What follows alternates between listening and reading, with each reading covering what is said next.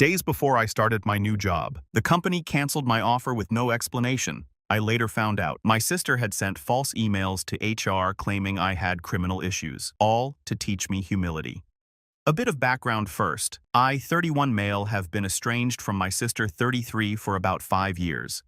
We had a massive fallout over something I still can't fully wrap my head around, but it boils down to her actions that completely upended my life. Growing up, my relationship with my sister was always a bit rocky, but I chalked it up to normal sibling rivalry. We were only 2 years apart, so we were often lumped together in everything. School activities, family gatherings, even friends. I looked up to her in many ways. She was always the more outgoing one with a magnetic personality that drew people to her. In contrast, I was the quieter, more reserved sibling, content with staying in the background. Despite our differences, we had good moments playing games as kids, going on family vacations, and even sharing secrets during those rare times when we got along. But as we got older, things started to shift. She became more competitive, always wanting to one-up me. In high school, if I got an A on the test, she had to get an A+. If I made the basketball team, she would brag about being the star of her track team. At first, it didn't bother me much. I figured it was just her way of pushing herself. But over time, it started feeling less like sibling rivalry and more like something darker. She began to undermine me in subtle ways, making snide comments about my choices or downplaying my achievements. When I got accepted into a good college, she made it seem like it wasn't a big deal, even though she had struggled to get into hers. Our relationship became more strained as the years went on. I began to notice that she thrived on attention, and if the spotlight wasn't on her, she found ways to steal it. This dynamic followed us into adulthood, where I tried to distance myself from the constant competition, but she always found a way to drag me back in. Even though I tried to maintain a civil relationship, the underlying tension never really went away. I think a part of me always hoped that we could repair whatever was broken, that maybe one day we could be close like some siblings are. But after what she did to me, I knew that day would never come. It started when I was about to start a new job, a position I had been working towards for years. This wasn't just any job. It was a coveted role in a highly competitive field, the kind of opportunity people dream of but rarely get. I had poured my heart and soul into getting to this point. Countless late nights, networking, extra certifications, internships, you name it, I did it. This job was supposed to be the big break I needed to finally establish myself and build the career I had worked tirelessly for since college. I was excited, probably more excited than I had been in a long time. Everything seemed to be falling into place. My sister, however, didn't seem to share in my excitement. Looking back, there were small signs in the days leading up to my start date. Snide comments here and there, sarcastic jabs disguised as jokes. She'd say things like, "Don't get too comfortable. You know these things never last," or "I hope you can handle the pressure. Not everyone can." At the time, I brushed them off, telling myself she was just being her usual self, always looking for a way to bring me down a peg. I didn't think much of it. That was until I got a call from the HR department of the company just days before I was supposed to begin. The tone of the woman on the phone was cold, formal. Nothing like the enthusiastic voices I had heard during the interview process. She told me in no uncertain terms that the company had decided to rescind the offer. My stomach dropped. I couldn't understand what was happening. I asked her why, practically begging for an explanation. She hesitated for a moment before finally telling me that they had received an alarming email from someone claiming to be a concerned family member. The email, she said, had raised serious concerns about my character and past behavior. I felt like the ground had been ripped out from under me. I couldn't believe what I was hearing. When I asked for more details, she told me that the email outlined a series of lies, claims that I had a long history of substance abuse, that I had been in and out of rehab, that I had stolen money from my own family to fuel an addiction. It even said I had a criminal record related to these issues, which was absolutely untrue. Hearing those words felt like a punch to the gut. I had never struggled with addiction, never stolen anything in my life, and certainly didn't have a criminal record. My entire body went numb as I realized the gravity of the situation. The HR woman went on to explain that given the nature of the accusations and the seriousness of the position, the company had no choice but to withdraw the offer. There was no room for negotiation, no chance to clear my name. The decision was final. They had already moved on to the next candidate. After the call ended, I sat there in shock, unable to process what had just happened. How could someone make such claims about me? Who would even do such a thing? I was racking my brain trying to figure out where this could have come from when the thought hit me like a freight train. My sister. She was the only one who had the kind of personal knowledge that was twisted and warped in that email. And deep down, I knew she was the type to pull something like this if she felt like I needed to be taken down a notch. My immediate reaction was to confront her. I drove to her apartment, storming inside without even knocking. I could feel my pulse pounding in my ears, anger coursing through every part of me. When I confronted her, the look on her face told me everything I needed to know. She didn't deny it.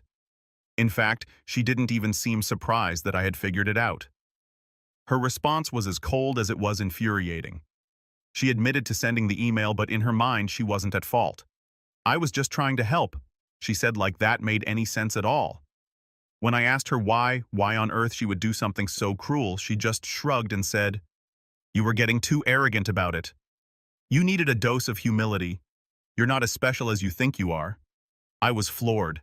Arrogant, I wasn't being arrogant. I was excited, proud even. After all those years of struggling and working hard, I finally had something to show for it. And instead of being happy for me, instead of supporting me like family should, she had decided to rip it all away. She had sabotaged me, ruined my reputation with that company, and destroyed a once-in-a-lifetime opportunity, all because she thought I needed to be humbled. I demanded an apology. She just laughed. "You'll thank me one day," she said dismissively, like this was some sort of lesson I was supposed to learn. I remember staring at her dumbfounded, realizing that the person standing in front of me wasn't someone I could ever trust again. She didn't care about what she had done. To her, this was no big deal. She shrugged it off as if losing a career-defining job was something I should just get over. But I couldn't just get over it. That job wasn't just another gig. It was my future. The dream I had worked so hard to achieve was ripped away from me in an instant, and the person responsible for it didn't feel an ounce of remorse. I walked out of her apartment that day and never looked back. From that moment on, I cut contact with her. My parents, while initially sympathetic to my side, began urging me to forgive her over time. According to them, family is everything, and they couldn't bear the idea of us being estranged. I, however, couldn't move past the betrayal. It wasn't just a job, it was that she intentionally tried to wreck my life, then didn't care. That's not someone I want around me, let alone at one of the most important days of my life, my wedding. Fast forward a few years, and I met my now wife, 29F. We got engaged after 3 years of dating, and the wedding planning began. My relationship with my parents remained complicated. While they were happy for me, they constantly pushed for reconciliation with my sister. They wanted me to invite her to the wedding despite everything. They even pulled the "she's family" card every chance they got. My fiancé was supportive of my decision not to invite her, understanding that this was my choice. Still, my parents kept pressuring me. Eventually, I had enough, and I told them straight up that I wasn't going to invite her, and if that meant they didn't want to come, then I'd understand. I thought they had finally gotten the message, because after some back and forth, they said they respected my decision. I knew they were disappointed, but I didn't want to dwell on it. My focus was on my future wife and the life we were building together. The day of the wedding arrived, and everything was perfect until it wasn't. We were in the middle of taking pictures when one of my cousins came running up to me saying he had bad news. I could tell from the look on his face that something was seriously wrong. Sure enough, when I went to the entrance of the venue there, they were my parents and my sister all dressed up like they were invited. I was fuming. My blood boiled, and I could barely keep it together. They had gone behind my back, completely disregarding my boundaries, and brought her to my wedding. My sister had this smug look on her face like she knew she was causing a scene and didn't care. My parents tried to act all innocent, saying things like, "We just wanted to make things right, and it's your wedding. You can't exclude family." I couldn't believe they were actually trying to pull this on my big day. Without hesitation, I told them to leave. The sight of my sister standing there at my wedding after everything she had done was too much. My parents stood by her, clearly complicit in this attempted reconciliation. I had made it clear that my sister wasn't welcome, and if they couldn't respect that, they didn't need to come either. Yet there they were, thinking they could steamroll through the boundaries I had set. They refused. My sister began making a scene, her voice escalating as she accused me of being dramatic, clinging to a grudge, and overreacting to something she considered insignificant. She acted as if the years of betrayal and sabotage were nothing but a trivial misunderstanding. The tension in the air grew palpable, and I could feel the weight of judgment from some of the guests who had started noticing the commotion. Despite her attempt to make me out as unreasonable, I stood my ground. I wasn't about to let her ruin the most important day of my life. This wasn't the time to cave under pressure, especially not after all the hurt and manipulation she had caused. My parents tried to mediate, pushing me to let it go for the sake of family, but I couldn't. The boundaries I had set were hard-earned, and this was yet another instance of them trying to bulldoze over them. Years of resentment built up in my chest as I pulled out my phone and dialed the police. Calling the cops on my own family wasn't something I ever imagined doing, but I knew I had to do it. I explained that uninvited guests were attempting to crash my wedding, and within minutes the police arrived. Seeing the officers walk up to us felt both surreal and relieving. My wedding had already been tainted by this confrontation, but at least now it could be handled. I had expected this to be a brief, awkward exchange, something the officers could smooth over quickly so I could move on with my day. They approached with calm professionalism and asked my parents and sister to leave. My parents were reluctant, but seemed to understand the seriousness of the situation. My sister, however, was a different story. Instead of complying, she dug her heels in, arguing with the officers and refusing to leave. The volume of her voice rose, and she began making a spectacle of herself. Her refusal to comply only escalated the situation, drawing even more unwanted attention from my guests. At that point, things took an unexpected turn. One of the officers, after speaking into his radio, approached my sister with a more serious demeanor. It wasn't just about her refusing to leave anymore. When they asked her for identification, I could sense something had shifted. There was a long pause as they ran her information, and the tension in the air thickened. As it turned out, my sister had an outstanding warrant for her arrest. I had no idea, and judging by the stunned look on my parents' faces, they didn't either. Apparently, she had been involved in some sort of fraud scheme a few years ago, scamming multiple people out of money using fake identities. What I had assumed was just a family dispute suddenly transformed into something much more serious. The officers moved quickly, placing her in handcuffs as she protested and struggled. She tried to maintain her defiance, but it was clear that this situation had spiraled far beyond her control. I stood there watching as they led her towards the police car, her face a mixture of shock and rage. My parents were frantic, pleading with the officers to let her go, but their words fell on deaf ears. When my father physically tried to intervene and my mother grabbed onto my sister, things escalated even further. The officers warned them to step back, but they didn't listen. In their desperation, they made things worse. What should have been a simple ejection from the premises turned into an arrest for obstructing justice. Both of my parents were handcuffed as well, their pleas drowned out by the chaos unfolding around us. I stood there watching as all three of them, my sister, my mother, and my father, were loaded into police cars. It was surreal seeing them carted off in front of my wedding guests, all because they couldn't respect my boundaries. A mix of emotions flooded through me. I wasn't surprised. Not really. After everything my family had put me through, it almost felt inevitable that this would be the outcome. It was as though the years of manipulation, betrayal, and deceit had culminated in this moment of public reckoning. Standing there, surrounded by friends and loved ones who had come to support us, I felt a strange mix of guilt and disappointment. Guilt that our special day had turned into a disaster for everyone involved, and disappointment that yet again my family had taken something from me. I stepped forward and with a shaky breath told the guests that the wedding wouldn't be going ahead. Apologizing felt like the right thing to do, though I wasn't even sure what I was apologizing for. Was it for the spectacle for my family's actions, or for the fact that we had invited everyone here only to send them away? I didn't know. All I knew was that I felt lost, unsure of how to navigate the wreckage my family had left behind. I don't know how to move ahead with this. Everything I had envisioned for my fiancé and me for our future together now seemed overshadowed by the chaos my family had unleashed. It wasn't just about rescheduling or salvaging the day anymore. It was about picking up the emotional pieces left behind.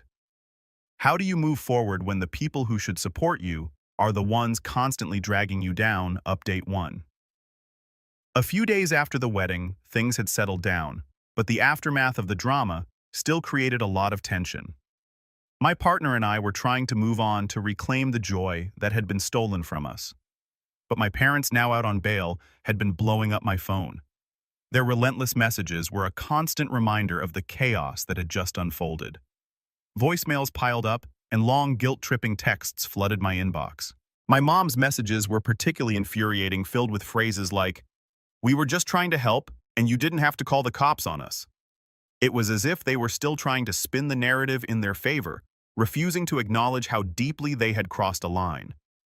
As the days passed, the frustration only grew. My dad, as usual, stayed quiet, allowing my mom to take the lead in their defense.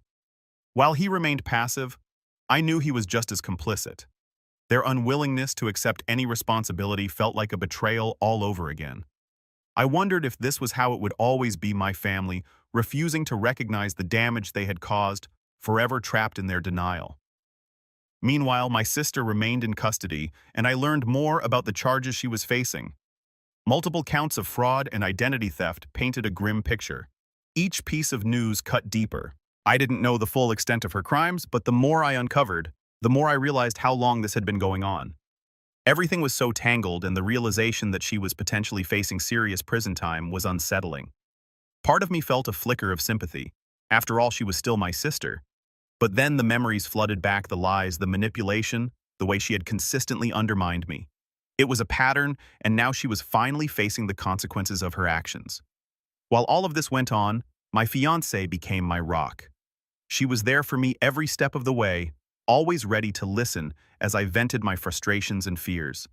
We spent long evenings talking about how to handle my family moving forward, going over every possible scenario. It became clear that cutting them out, at least for the foreseeable future, was the best option for our mental health. We needed to create a space free from the chaos they constantly brought into my life. But even that decision didn't come without its complications. One evening while we were having dinner, I received a call from an unknown number. I hesitated, but something compelled me to answer. It turned out to be a family friend who had heard about the wedding incident and the situation with my sister. They expressed concern and urged me to reconsider my decision to cut ties with my family. Hearing that kind of pressure honestly made my stomach churn. It was as if the entire community was caught in the drama, and I suddenly felt exposed and vulnerable to their opinions. The following day, I received an unexpected visit from my parents. They showed up unannounced. I had hoped that giving them space would allow some of the tension to dissipate, but they seemed determined to confront me. My mom's face was a mask of indignation as she entered our home. She launched into a tirade about how we were being unreasonable, how I was supposed to forgive and forget. My dad remained silent, an observer of the chaos that was unfolding yet again. That confrontation spiraled into a heated argument.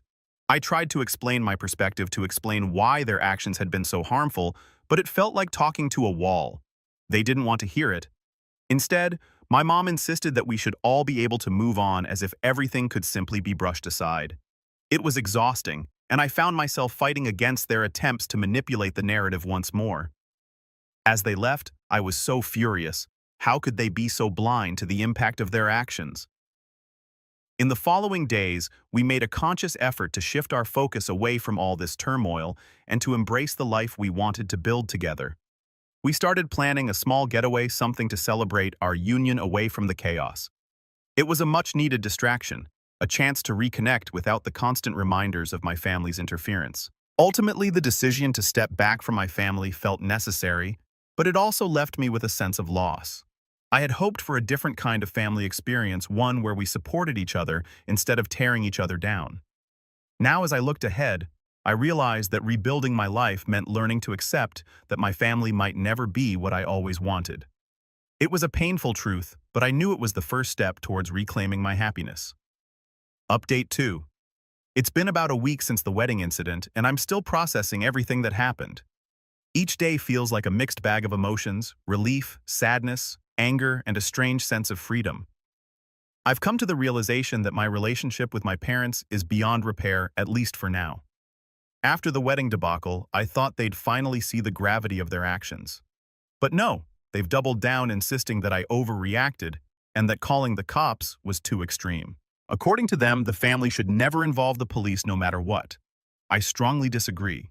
The reality is that they have continuously crossed boundaries, and I refuse to accept their narrative any longer. During the last few days, my parents tried to rally extended family members to their side. I received a couple of calls from my aunts asking if there was any way I could mend things with my parents. I could feel the pressure building, the expectation that I should simply forgive and forget. But when I explained everything that went down, how they had shown up uninvited, how my sister's actions had led to a criminal investigation, they were horrified and took my side. It was a small victory, but I knew the battle was far from over. Most of my extended family is staying out of it, but there are a few who seem to think my parents are the victims here, which is ridiculous. I realize that some people will always side with family regardless of the facts. But this is not all. My fiancé and I made a significant decision to get married. It wasn't the big event we had originally planned. A considerable share of our budget had already gone into that now disrupted wedding, so we opted for something simple. We informed a few close friends and my partner's parents, keeping it intimate and meaningful. It felt right to take this step together to solidify our commitment in a way that felt genuine and free from the noise of my family's drama. On the day of our small ceremony, the atmosphere was surprisingly calm. The sun was shining, casting a warm glow over the garden where we exchanged our vows. It felt surreal standing there with my partner, the world around us fading into a blissful haze. I could see the joy in their eyes, and for that moment, nothing else mattered. We promised each other love, support, and understanding, vowing to face whatever challenges lay ahead together. It was a beautiful reminder that despite the chaos we had each other. However, the day wasn't without its complications. Just as we were wrapping up the ceremony, I received a message from one of my aunts. It turned out my parents were actively spreading rumors about us, painting a picture of me as the villain in the situation. They claimed that I had cut them off without reason and that I was ungrateful for everything they had done for me. The news hit me hard, but my wife reassured me that we were creating our own family, now one built on respect and love, not manipulation and guilt. As the days went by, we settled into married life, enjoying the little things, cooking together, watching movies, and dreaming about our future. But the specter of my family still loomed large. I was constantly bombarded with messages from my parents trying to guilt-trip me into seeing them. They even suggested my decision to marry without them was a betrayal, further proving their unwillingness to understand the damage they had caused. In the midst of this, I kept hearing updates about my sister. Her case was progressing, and from what I gathered, the evidence against her was pretty damning. It was heartbreaking to hear the details. She had manipulated so many people, leaving a trail of hurt in her wake. The reality of her situation weighed heavy on my mind. She was likely going to serve time, and part of me felt sadness at the loss of what could have been a better relationship. But ultimately, I reminded myself that I was done trying to fix things with people who didn't want to change. One evening, I received a call from one of my aunts, who had initially sided with my parents. She expressed concern for me, worried that I was being too quick in my judgment, telling me to see the bigger picture. I appreciated her concern, but it only reaffirmed my decision to distance myself. I explained how important it was for my mental health to prioritize my own happiness and to stop allowing my family's toxicity to dictate my life. I hung up feeling empowered, knowing I was choosing a better path for myself.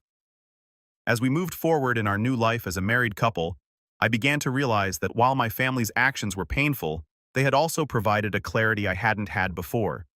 I was learning the importance of boundaries, the necessity of self-preservation, and the value of surrounding myself with people who truly supported me. My partner was my anchor through all of this, reminding me that we had a bright future ahead, one that didn't include the chaos of my past. Life was starting to feel more hopeful, but I knew I had to stay vigilant. The path to healing would be long, and while I may not have answers for everything, I was committed to carving out a space where I could thrive far from the shadows of my family's dysfunction. Update 3. It's been a few more days, and I think I'm finally ready to move on from this whole mess. My wife and I are focusing on our future together, and we've started planning a small getaway as our honeymoon to decompress after all the wedding drama. It feels good to have something positive to look forward to. I'm still getting occasional messages from my parents, but I stopped responding for a while. They made their choice, and I made mine. My sister's legal troubles are ongoing, and it looks like she'll be facing a significant amount of prison time. It's a strange feeling knowing that a member of my family is going to jail. But at the same time, I can't say I'm surprised. She's been walking a dangerous path for years, and this was bound to happen eventually. With all this weighing on me, I decided to have one final meeting with my parents. I didn't expect them to suddenly understand my side, but I wanted them to know that I was starting a new life. When we met, I could tell they were exhausted by the whole mess. My sister's mistakes had clearly taken a toll on them as well. They looked worn out, and it felt like they were carrying a heavy burden. We sat down in a quiet cafe, and I tried to explain my feelings. I talked about how their actions hurt me, how I couldn't keep living in that chaos. They didn't say much at first, just looked at me with tired eyes. I saw a hint of regret on their faces, but I knew they wouldn't fully admit it. They still held on to their beliefs about family, but I felt like we were all stuck in a loop, unable to break free. After a while, my mom spoke up, saying she wished things could go back to normal. I realized then that their idea of normal was very different from mine. I wanted a healthy relationship, one built on trust and respect, and I could see they were still stuck in their ways. As I left that meeting, I felt a mix of emotions. It was sad to see them in such a state, but I also felt a sense of relief. I had tried to reach out, and now I was ready to let go. In the end, I've learned that family isn't just about blood. It's about trust, respect, and love. My parents and sister violated all those things, and while it's painful to cut ties, I know it's the right thing to do. My wife and I are building our own family now, one based on mutual respect and understanding, and that's all that matters. We're excited for our future together, free from the chaos of my past. For anyone else dealing with toxic family members, my advice is this: don't let guilt or obligation keep you in a harmful situation. You deserve peace and happiness, even if that means walking away from people who are supposed to love you. It's not easy, but sometimes it's the only way to protect yourself. As I look ahead, I feel hopeful. We're starting fresh, and for the first time in a long while, I can see a bright future waiting for us.